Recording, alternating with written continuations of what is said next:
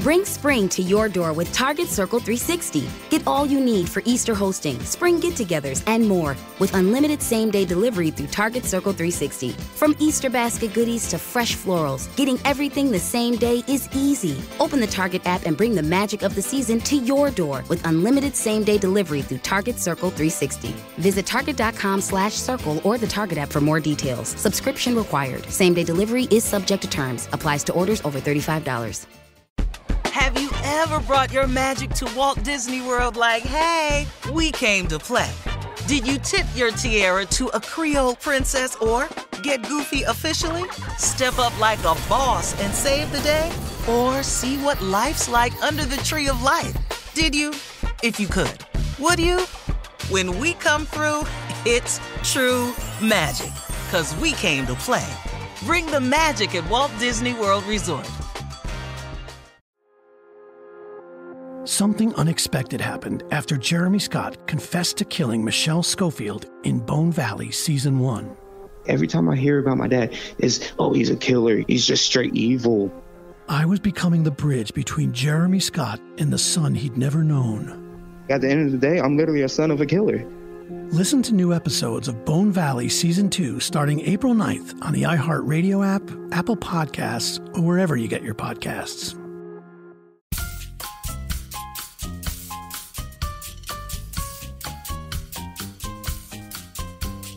Hi, everyone. I'm Rachel Zoe, and you're listening to Climbing in Heels for your weekly dose of glamour, inspiration, and fun.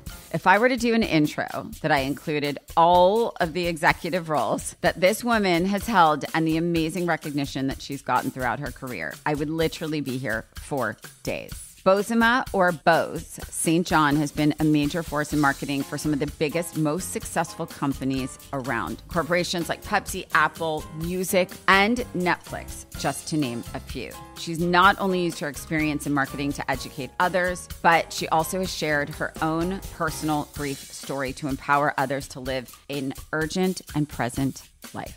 She also happens to be unbelievably fabulous and glamorous and unapologetically herself. I am so thrilled she's on the pod today. So everyone meet Boz Saint John. I am so excited. So let's jump right into it. You look gorge and you're doing it. So here we go.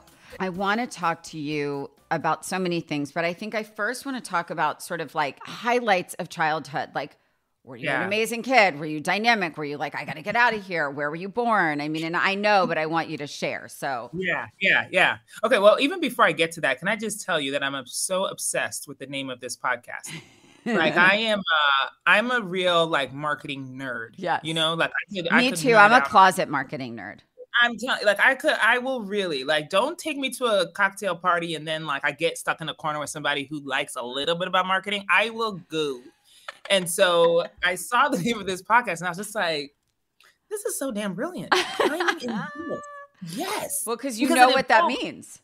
You know exactly what that means. You know how hard that is. Yeah. You know exactly the type of person we're talking about.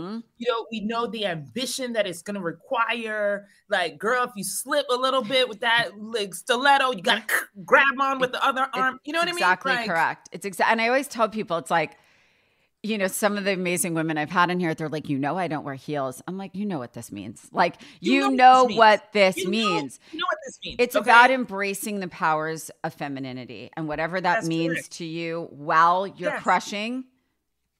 Great. That's the whole thing. That's what I first wanted to say. I love that. Thank you. It means a lot to me because naming things is everything. Yes. The name, fabulous name. So how did I get here? Yeah, I mean, listen, share as much or as little. You can give me the flash to like really the meat if you want, whatever works for you. I just like to know why you're you. Yeah, I do feel like I think everybody's childhood really does frame who they are, but I think there's some people who really come into themselves like in their 20s or in their 30s or maybe even your 40s. Yes. But I came to myself at 12. It really did. You know, it's like, so I was born in the U.S. in Middletown, Connecticut. Okay. My dad was getting 2 PhDs at Wesleyan University. He's an immigrant to the United States. Yeah.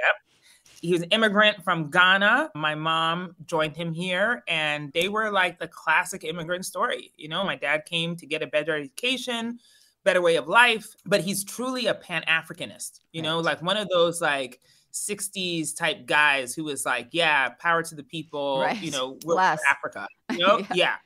Thank and God. So what was happening at the time is that there was this, you know, movement. It was W.E.B. Du Bois called the talented 10th, you know, where it's like he scooped up the top 10% of brain power and put them in the US and the UK and, you know, other places. My dad was one of those people, but he decided that he didn't want to stay in the US. He went back to Ghana.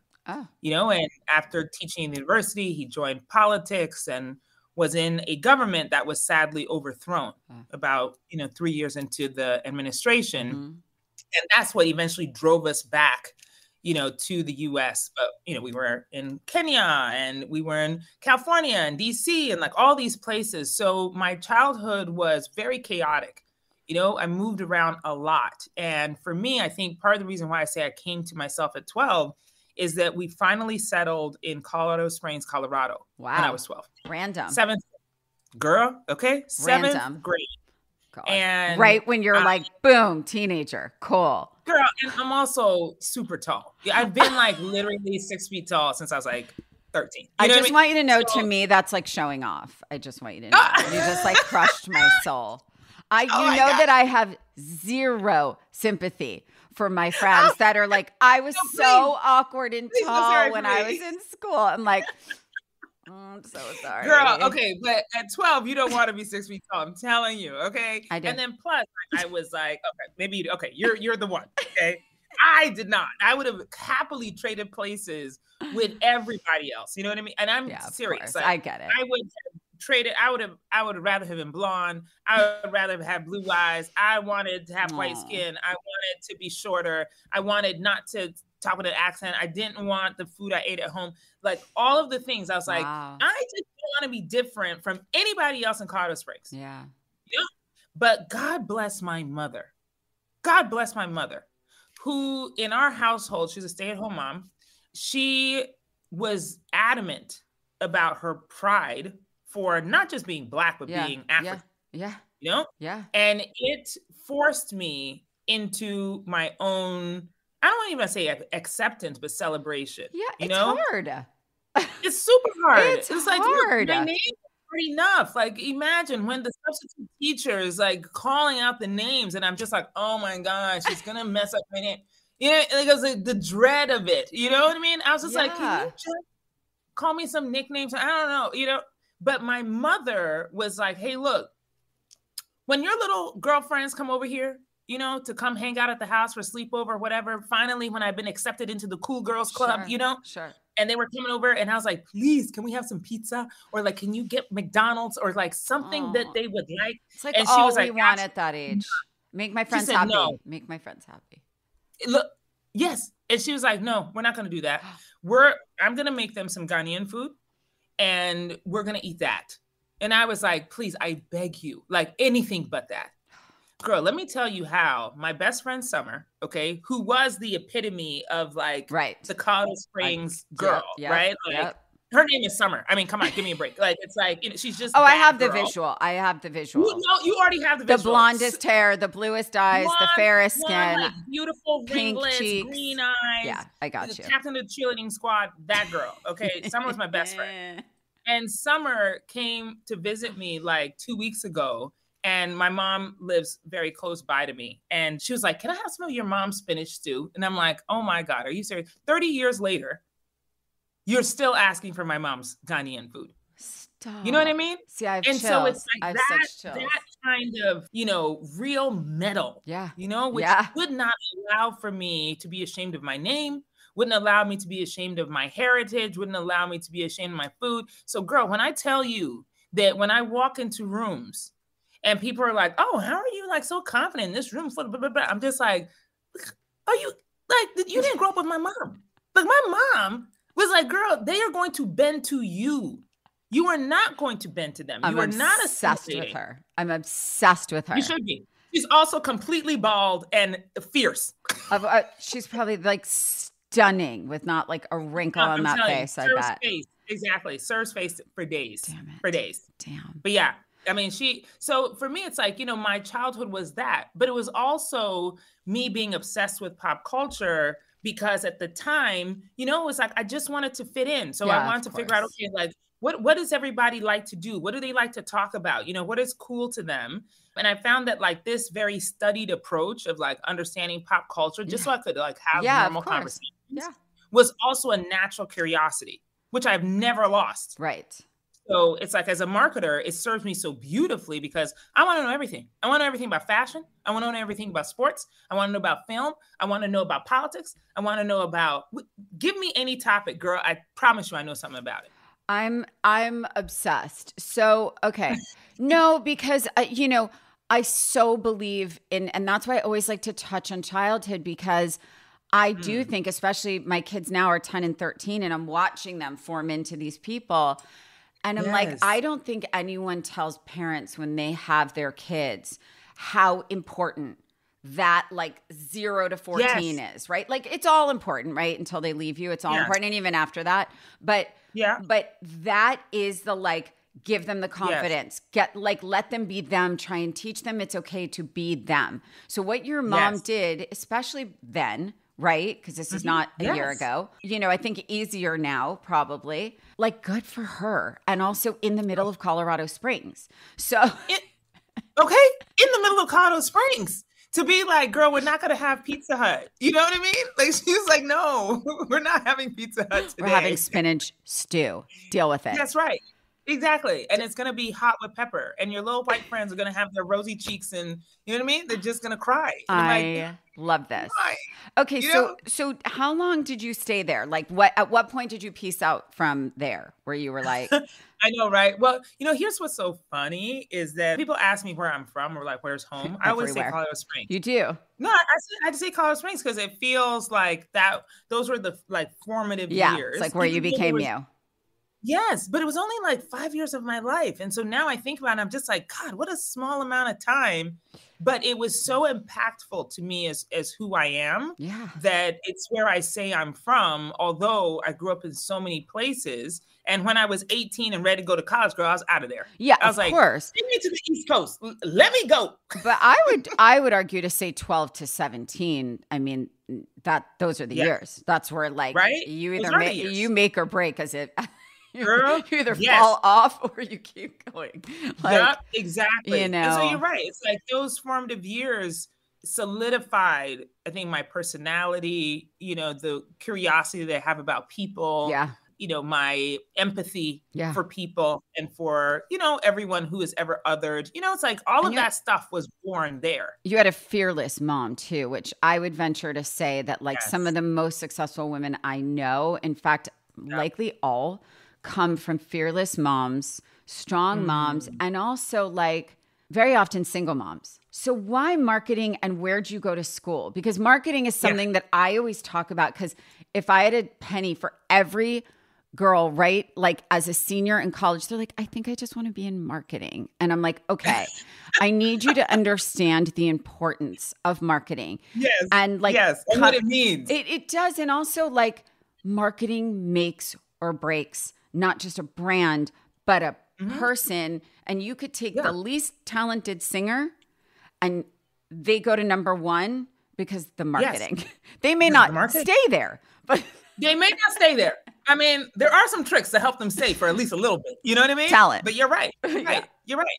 I had the opposite, like, sort of upbringing where I didn't know marketing was actually a career or an opportunity. Sure. Like I said, my parents are immigrants. They were very clear that there were only 3 professions, maybe 4, that I could do. Law. I could be a doctor, a lawyer, an engineer, perhaps an accountant. But that was only at like the very end, like if you really couldn't do anything else. Sure. You know? Sure. So, kill me.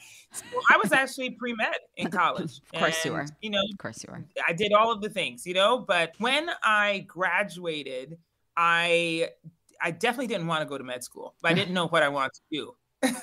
And I took the MCAT, like I did all the things. And then I said, okay, well, you know what? I'm going to go to New York for a year.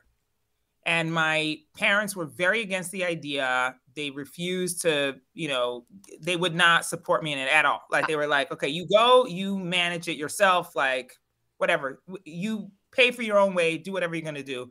We'll be over here waiting for you when you're ready for med school. Wow. You know? Okay. Yeah. I've heard this before. I mean, this is not uncommon. Yes. And the thing is that, it's like, look, I have a daughter. She's 15.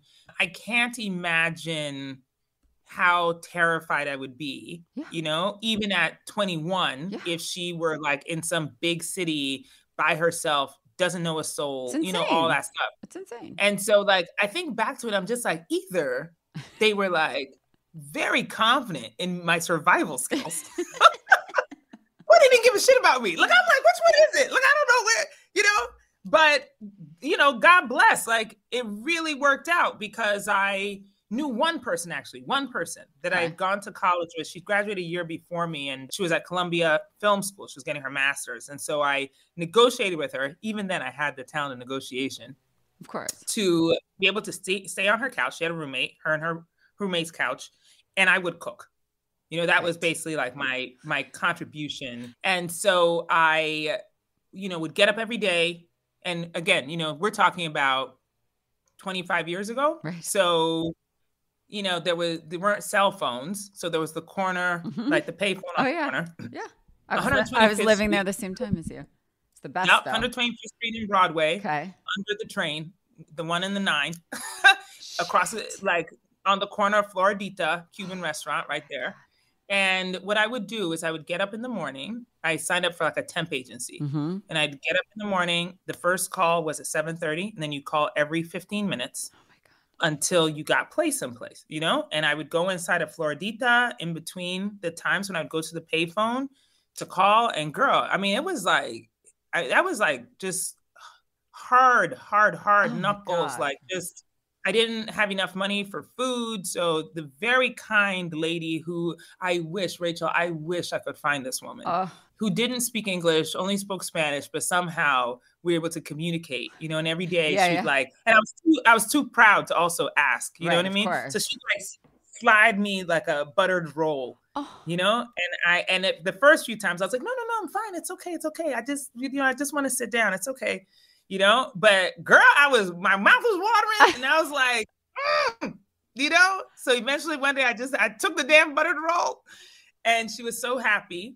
And every day, like sometimes I wouldn't get a job, I wouldn't get placed. And so then I'd, come in and just say bye for the day. She only knew a couple words in English, but she would say like, she would be like, today's the day. Right. Today's right. Like, the day. Good luck. This is your day. Right. Like, I day. feel it. And I will never forget it. Like, even now, in tough situations or like, when you get antsy about a big decision or a deal you've got to strike or whatever, I'm always like, today's the day.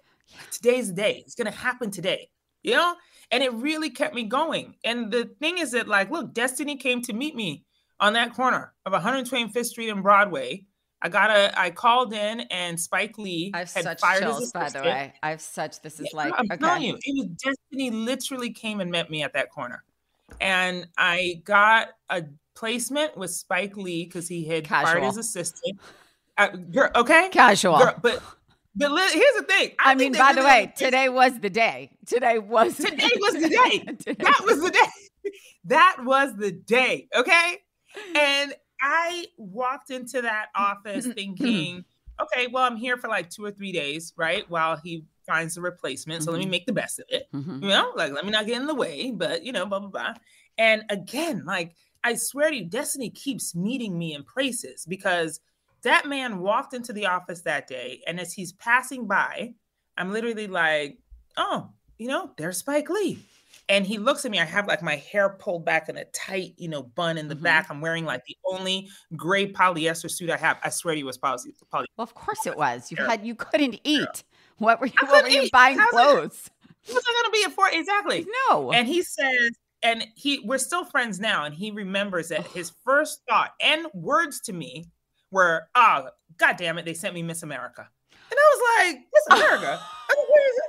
Wait a minute. And I had my retort. I was like, excuse me, I'm a pre-med major from Wesleyan University, and I'm here to answer your phone. Oh. He was like, what the hell? But here's the thing, Rachel. He had a manuscript under his arm. And because in college, I also studied African-American authors and I took a minor in African-American English. And I was like, oh, what do you have?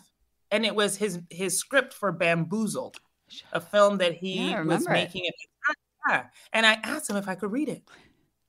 And like, because I was naive and stupid, I didn't know any better. And so he hands me the manuscript like, sure, here you go. My first day, Rachel, first day, the first time I've met this man. And so he's like, go ahead, read it and give me your thoughts. So I take a red pen to the manuscript. Shut up. Girl, he literally, if you ask him this story, he'll tell you. I took a red pen to it. I made some corrections. I made some suggestions to character development. Grammar was all kind of off. I was like, why would people speak this way? No, that's not the correct English. And that was really the start of everything. Oh because he had started an ad agency in partnership with DDB, which is a storied, ad agency. Yep, I know it. Yeah, 437 Madison Avenue. Yep. Oh my God. And it was like DDB, KKR. There was like 5. DDB Medium. Yep. Yes. There was like Y&R 5. Y&R, Young and Rubicon. Yes, of course. They're like the storied big one. Then he said, you should stick around. And I was like, oh my God, I have a job. So that was 4 years of working underneath Spike, learning his ways of managing, of being unapologetic, of his creativity and his discipline to it. And just, how much better do you get at, being an understudy to somebody of that caliber? It's insane. But it really sparked for me the idea that there was a world of advertising and marketing that could be infused with pop culture, where my opinion could be important. Yeah. It's like all of these things. And that's what started it. That is such a sick story. First of all, I think your next book should be called Today's the Day. Today's the Day. Oh, because I'm going to take that with me, if you don't mind, if I repurpose that. Please. I think in living, whether you're in corporate or whether you're an entrepreneur, or whether you're trying to act or whatever, sing, whatever it is, I think you always have that feeling of I talk with pretty much anyone on the pod that it's this, it's this, it's this, it's this. It's not typically like this, right? No, I've never met anybody like that. No, right. No. And so I think with that, it's nice to have those moments in your personal or professional life where you wake up and go, today's the day. And I myself, I would say I'm guilty of really never doing that. I actually go the other way, which is like, oh, it's never happening. Right. So that was like, I'm soaking that one up, if that's okay. Yes. Today's the day. Today's the day. So okay. So this is all right. So then how do you go from this? Yeah.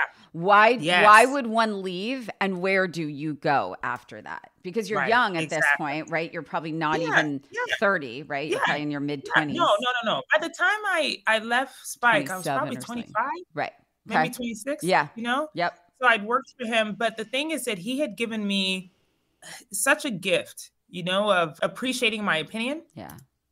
Not letting me feel like I was too young to have a good idea. Mm-hmm. In fact, it was my idea that led him to, it was like just, again, a confluence of moments, It's like he was pitching PepsiCo for their business, for their marketing business, or a slice of it anyway. Mm-hmm. And they were looking for, the next new, spokesperson to hold the can. He wanted it to be a Black performer. Mm-hmm. And at the time I was out in the streets in New York City, and Beyonce had just left Destiny's Child. Casual. And people were hating on her, at the time. I think people don't remember that. I remember. They really watched. They were not happy. They were not. It's like when John Lennon left the Beatles. It was like a huge issue. Yeah. They were literally like, well, you're not going to succeed, Yeah. They were literally like, no, she done great. Solo artist has ever succeeded from a girl group except for Diana Ross, and you're not going to be her, And then she was also like trying to act, and she was trying to do all these things, and she was in a TV movie on MTV called Carmen, the Hip Hopera. Okay? Destroyed by critics. I loved it. I thought it was fucking brilliant. You know what I mean? Like, I was like, are you kidding me? Like, we've got opera and we've got like classic opera, and you've got Beyonce singing it. Oh, and there are people rapping as well. Like, this is incredible, you know? And Spike was asking people around the office, you know, like who they thought would be great as a spokesperson, this and that. And folks, you know, were on the Billboard charts. They were, you know, calling out names, all these big artists. And I was like, I think Beyonce is it. And everybody was, I don't think, no, she's not going to blah, blah, blah, blah, blah. But Spike listened to me. Spike heard me. He knows. He knows. And he was like, okay, we'll take a meeting with her. She came in. I was over here like, girl, you go get him. Like you the baddest, you know, just love you know. By the way, still friends with them, still friends with Miss Tina. And Miss Tina remembers, like, I was like, yep, she's the one. Beyonce's the fucking queen, and anyone who says otherwise, I will fight to the death. There were plenty of people who said she wasn't. But Spike believed. And so by the time I was ready to leave his agency, he had given me the confidence that, like, look, you're never too young to have the best idea in the room. Right. You know, I agree with that. It doesn't matter what room, like, you know, because everybody else might have the criteria, might have the education, might have the credentials. But if you have a great idea, you're going to win. 100%. And so I was like, oh, shit. Yeah, this is great. Bring spring to your door with Target Circle 360. Get all you need for Easter hosting, spring get-togethers, and more with unlimited same-day delivery through Target Circle 360. From Easter basket goodies to fresh florals, getting everything the same day is easy. Open the Target app and bring the magic of the season to your door with unlimited same-day delivery through Target Circle 360. Visit target.com/circle or the Target app for more details. Subscription required. Same-day delivery is subject to terms. Applies to orders over $35. Something unexpected happened after Jeremy Scott confessed to killing Michelle Schofield in Bone Valley Season 1. I just knew him as a kid. Long, silent voices from his past came forward. And he was just staring at me. And they had secrets of their own to share. Gilbert King. I'm the son of Jeremy Lynn Scott. I was no longer just telling the story. I was part of it. Every time I hear about my dad is, oh, he's a killer. He's just straight evil. I was becoming the bridge between a killer and the son he'd never known. If the cops and everything would have done their job properly, my dad would have been in jail. I would have never existed. I never expected to find myself in this place. Now, I need to tell you how I got here. At the end of the day, I'm literally a son of a killer. Bone Valley, Season 2. Jeremy. Jeremy, I want to tell you something. Listen to new episodes of Bone Valley Season 2 starting April 9th on the iHeartRadio app, Apple Podcasts, or wherever you get your podcasts. And to hear the entire new season ad-free with exclusive content starting April 9th, subscribe to Lava for Good Plus on Apple Podcasts.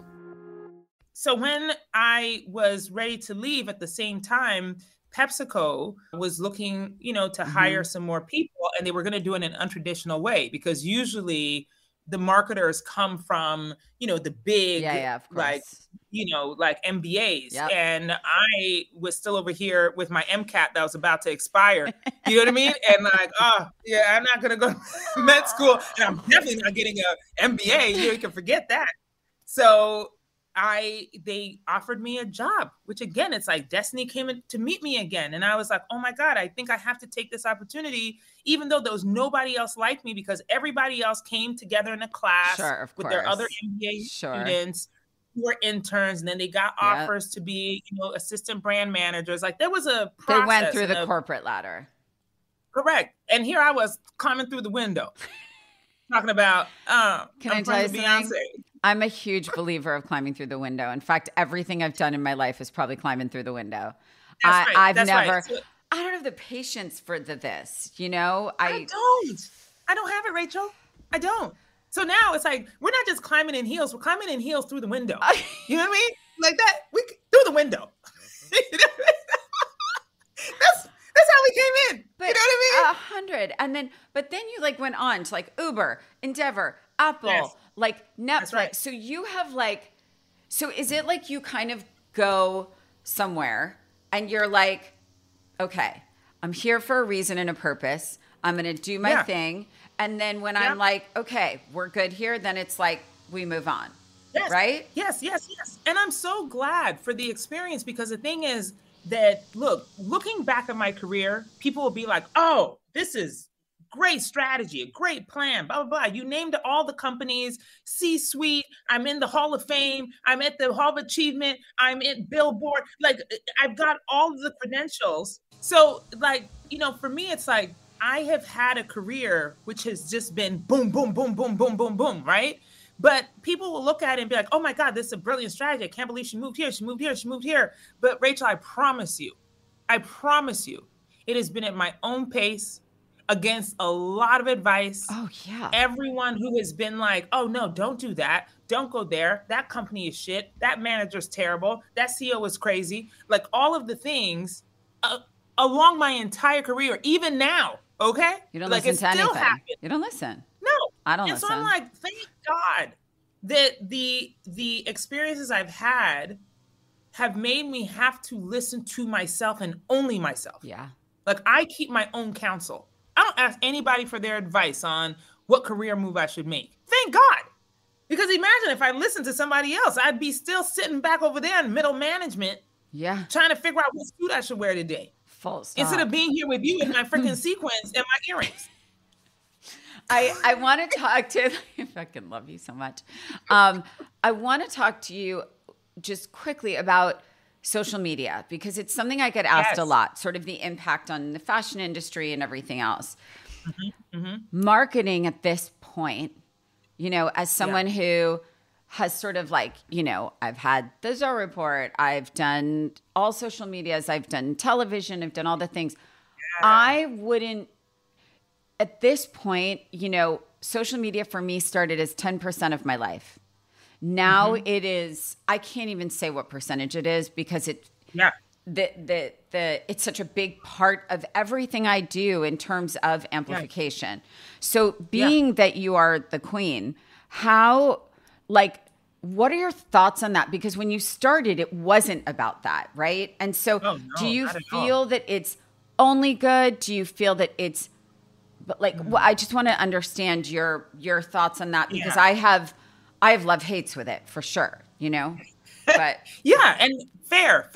But here's the thing. I think for me, social media is just another platform to tell a story, So for me, it's like, I don't look at social media and think like, oh my God, it's like, the next worst thing, or it's like the greatest thing ever. It's just another platform. Right. So it's like, the point is that mastery of the narrative, mastery of your story, mastery of the message, and then figuring out what platform is going to work best on. Sure. Because let's not forget that, platforms from the Roman Empire are still available today. It's like when they went and tagged, a sign in the town square, they're called billboards, and it's in Times Square right now. Okay. So I'm like, look, those things still exist. Which I still believe in, by the way, very much.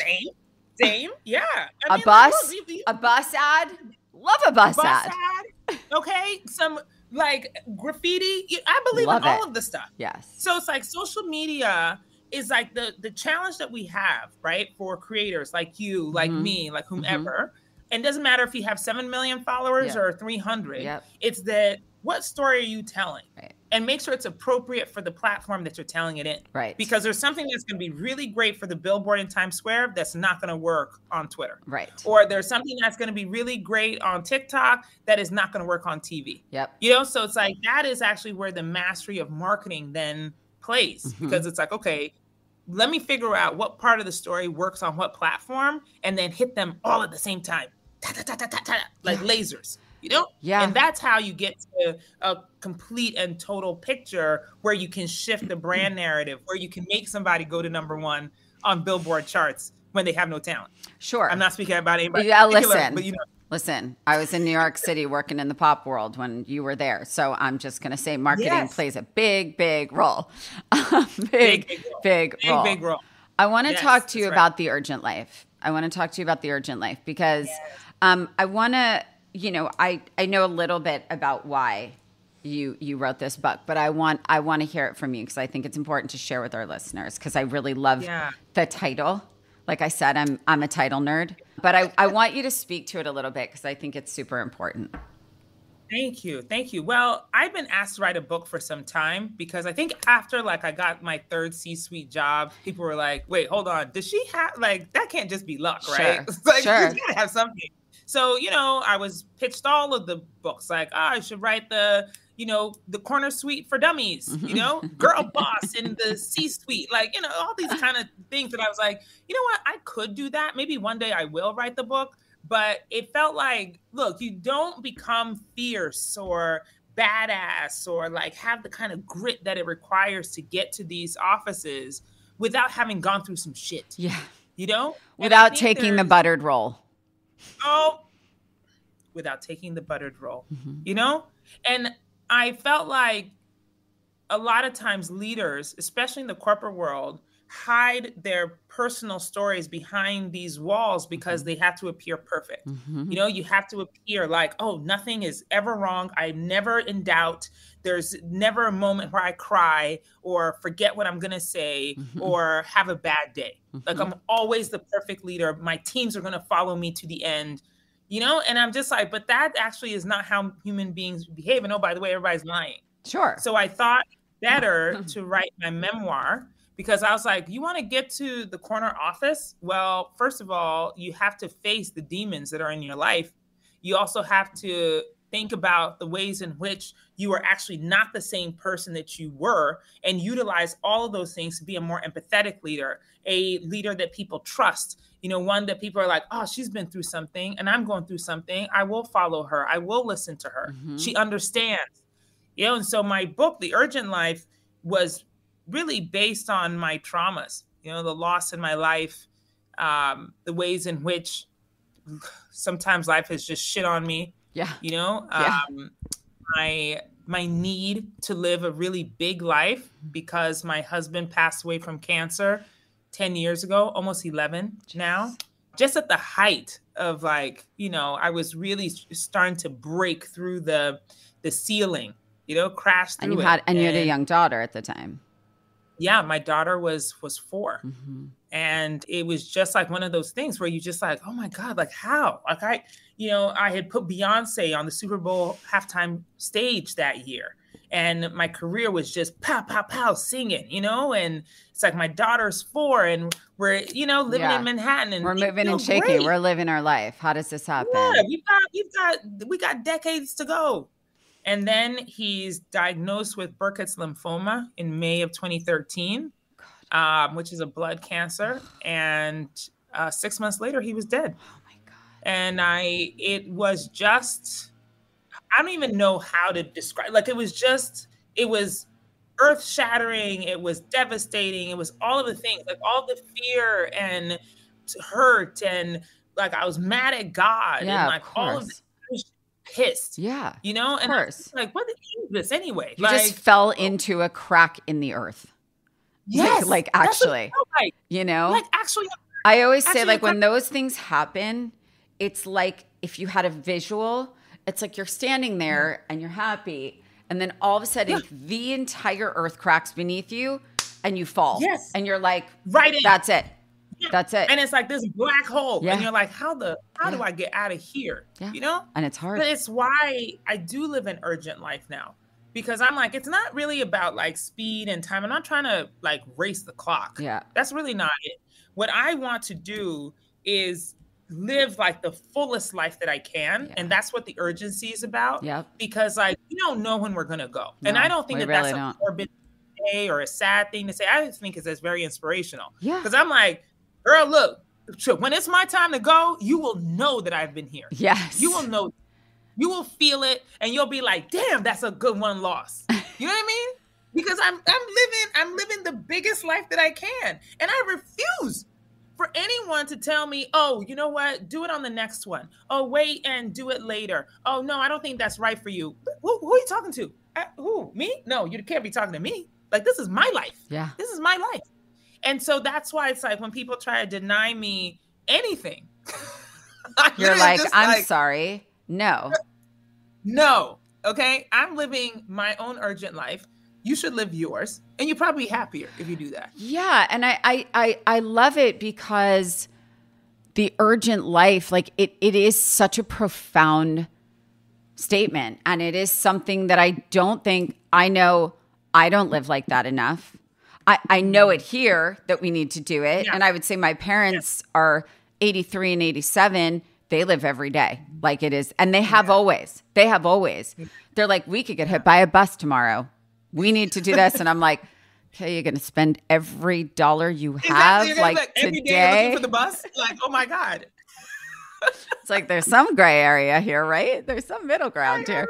But I love it. And I think you're coming from this place of actual experience and why. And I think it's a really good thing for us to learn because you've been through it. You have been through it. And I think we've all been through it in different ways. But I think showing vulnerability as a major player in any field, as a known boss, badass, there is this expectation that I'm not sure people put on us that we put on ourselves is, I'm good. We're good.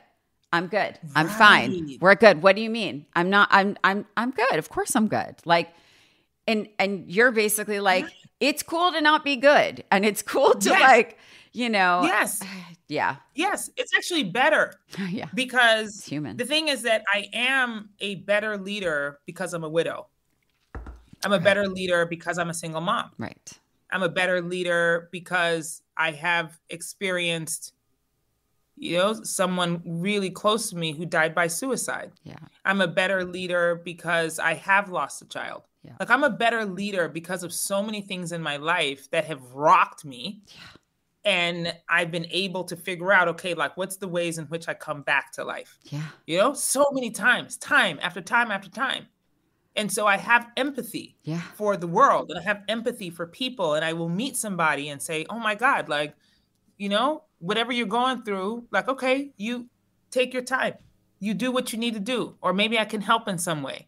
Or the fact that, yes, I have been the other in a room. Yeah. I have been the child of the immigrant where people are not giving them the credit they deserve. Sure. It's like, I've been all of those things. And so I think I'm just a better human for having gone through all of these things. And that's what you take from it.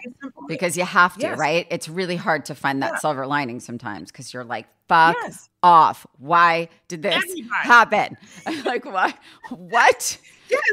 Yes. And sometimes there are those days too. Yeah, of course. Where I'm just like, no, literally everyone. You're bitter and you're just like, why? Like today, right, but I do think that if we were all more honest about the depths of our pain, the fear in our transitions, the, joy and the triumph once you finally get to the thing without, being like, oh, you have to somehow fake humble. Like, what? Yeah. Girl, when I reach the mountaintop, I'll be the first one who's up there like, I've arrived. You know what I mean? Because I've been in the valley. Are you kidding me? You know how hard it was to get up there? You know how hard climbing in heels? You know how hard it was? Wait, so you're 6 feet barefoot, right? You're 6 feet barefoot, right? Yes. And you still wear heels? I still wear 4 inches. That is so mean. See, my real friends that are tall like you, they wear maybe a kitten heel around me just to be nice. Oh, hell no. And they duck. Not. And they duck for me. They squat. Absolutely not. I will tell there's not one way on God's green earth you will catch me in a kitten heel. Okay? Ain't no way. I'm not doing it. So when I get to meet you and hug you in person, you're not gonna like just do this a little bit just to No, girl, I'm gonna hug you to my navel. Okay, fine. Right here on my belly. Fine. By the way, don't kid yourself. I'm gonna text you pictures of me and some of the models that I've worked with in my career where I literally come up to their hip. Their leg is like to my like their leg actually ends at my head. Oh yeah, true story. This is gonna be great. True story. I love it. I love it. So you are so next level, and I don't even know. I know that you're probably going to say you have so much you want to do, so much left to do, but I am curious about what is like now and what is like the next thing. If there is a next thing, because I know you're not taking a beat. I know there's no way you're taking a beat. Yeah. Not in this urgent life. Hell no. No, not in this urgent life. But that's the thing is that I've been I am really excited about every evolution that I have. It's like I'm always so, I anticipate it with a lot of joy. And when I left Netflix, I was a global CMO to write my book. I thought I was going to take a little sabbatical. Yeah, no. Publish my book and then go back. And it was really scary to be like, oh shit, I don't think I want to go back, and my ego was playing tricks on me, but now I don't have this big company behind me. Who the hell am I? I walk into a room and people are like, oh, that's the global CMO of Beverly. Of course. And now I don't have that. So I was fighting the identity shift. Do I need that title? Do I need that title to exist? Yes, in order to validate who I am. And I know that, maybe a lot of people would say, but oh my God, but you're so unapologetic. You're so fearless. And I'm like, yeah, but I still got an ego. Yeah. I still feel the pain of identity shift when something in your life goes away and therefore you're no longer this person that you told the whole world you were. I mean, there were days when I literally sat in my bed and I was like, I don't want to go outside. I don't want to go to the party because people are going to ask me, what are you doing now? And I'm like, oh my God, are you kidding me? It's the worst question, by the way. Oh, I hate that question. I literally see it at every event I go to. There's someone asking someone, so what are you working on? What are you doing now? And it's that, and behind it is that worry. You good? Yes. Yeah, exactly. Bitch, I'm good. I've been working for 30 fucking years. Exactly. Look, I'm fine. I started to answer all the, crazy things. I would say stuff like, oh, I'm working on a space flight to Mars. And people would be like, you are? And I'm like, yes, bitch, I am. In this town? Yeah. They're going to go, really? Yeah, exactly. Oh, I have an idea for you. No, you don't. Sit down. After taking the time from my book, I, just sat back and really for the first time in my life, for the first time in my career anyway, I was like, what do I actually want to do now? Not in necessarily the linear climbing the ladder, but it's what do I actually want to do? Yeah, of course. And I had so many thoughts and so many ideas. And then opportunities popped up for me, whether it was just, speaking engagements that I started doing and being able to communicate to other people how I do this and how I did it and, the motivation of it all. Of course. And then I decided that, I think I definitely want to work for myself. I want to create my own company. I want to create my own business. I've put in so many years working for other people and building their companies. It's about time, that I did something for myself. And so I started exploring that. And then I got to talk to the producers of The Real Housewives of Beverly Hills. Yes. And I was like, bitch, watch out. Here I come. And it's dead. It's such a fascinating life because you don't know what's coming around. No, you never know. But it's why not take the opportunities? Why not jump into these, sometimes off the wall, wacky ideas? Try it. Who said I can't? I can do anything I want. And you could also hold your own in that room, You better believe it. You know what I mean? So I'm like, hey, look, this is a new opportunity, a new place for me, a new time in life. I feel like I'm on a third act. Yeah. And or 10th. Or 10th. Exactly. I'm very excited. I mean, I don't know that I can explain anymore that it's I am so excited about this time in life. Well, I think you take it that way. All kinds of things. I think this is sort of, as you said, new chapter in the book. And I feel I don't know. I mean, I think you come up in corporate. There's an identity with that. I was at this, really major dinner over the summer with a ton of badass leaders and CEOs and a very dear friend of mine for a really long time. She's built countless companies and now she just kind of starts them and and she moves on. And then she goes, for the first time, I don't have a CEO title in front of my name. And I literally, but it was by choice. But I said, and how is that? She's like, some days it's creepy and awful and I don't know who I am. And some days there is a relief and an excitement because I've never been free from it, And so And she's so successful. I mean, in every way and happy. So I'm like, I think you need to get there, to the I'm happy like this. And you're not a title. And I think that's probably what you're experiencing. And I think as women, those titles can mean way more than they should. Because over time, we were never, years ago, we weren't given those titles ever, hardly. Ever. And now men want to give us those titles so that they can like check boxes sometimes, right?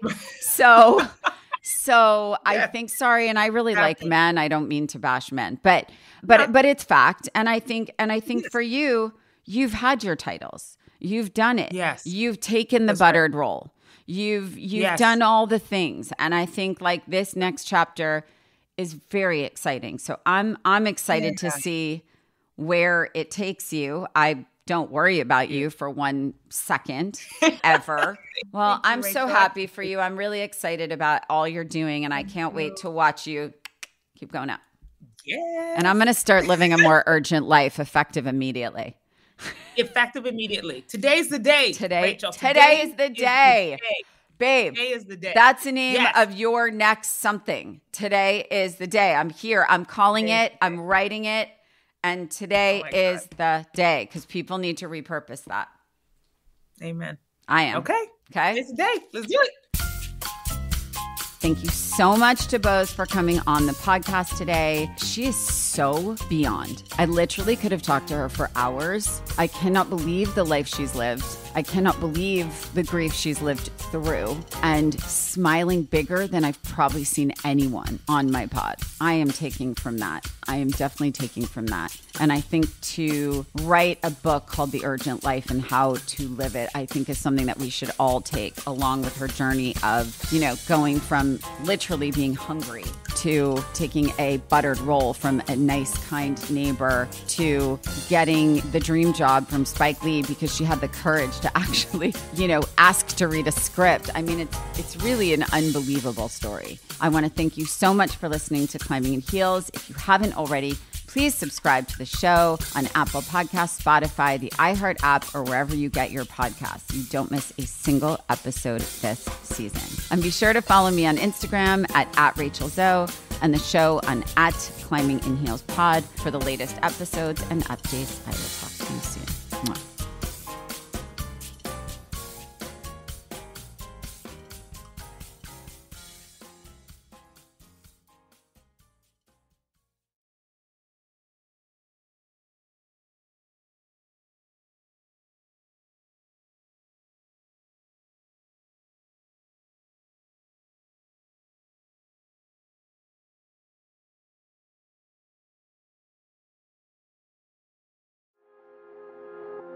Something unexpected happened after Jeremy Scott confessed to killing Michelle Schofield in Bone Valley Season 1. Every time I hear about my dad, it's, he's a killer. He's just straight evil. I was becoming the bridge between Jeremy Scott and the son he'd never known. At the end of the day, I'm literally a son of a killer.